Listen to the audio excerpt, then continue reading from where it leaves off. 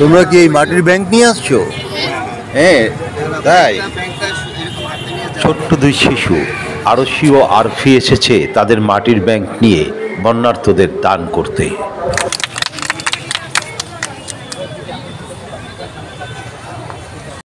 24শে August শনিবার সকাল থেকেই বরিশালের অশ্বিনী কুমার টাউন হলের সামনে গণত্রাণ কর্মসূচি পালন করছিলেন বরিশালের বিভিন্ন সংগঠন এবং বৈষম্য বিরোধী শিক্ষার্থীরা।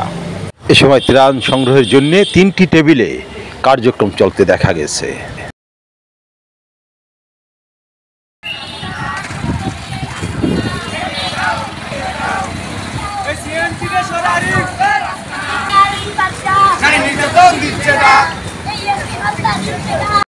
একই সময় বিভিন্ন দাবি দাওয়া নিয়ে অশ্বিনী কুমার টাউন হলের সামনে জড়ো হয়েছে মহিলা ফোরাম, সুশাসনের জন্য নাগরিক এবং বরিশাল বাসদ নেতৃবৃন্দ।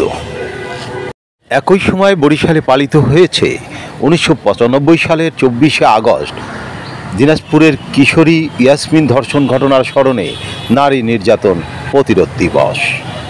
আর এই সব কর্মসূচি পালনের ফাঁকেই সড়কে এসে দাঁড়ায় সেই গুম হয়ে যাওয়া সন্তানের মা ফিরোজা বেগম।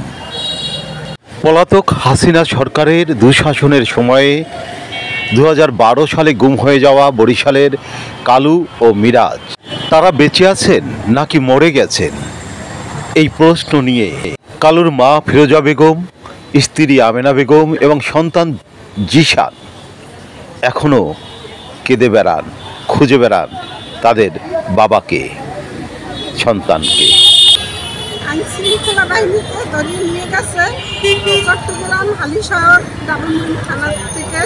পুলিশের র্যাবের পরিচয় যেদিনকে ওরা ধরছে আমি দিয়ে তার কাছে ফোন দিচ্ছি, তার বাইককে দিয়ে আনিয়া আমি বলি কি আমি কালুর মাজাই বলছি একটা বলা যায় দানের আনন্দে উচ্ছল বরিশাল নগরীতে বিষণ্ণের ছোঁয়া এই কালু আর মিরাজের মায়ের কান্না।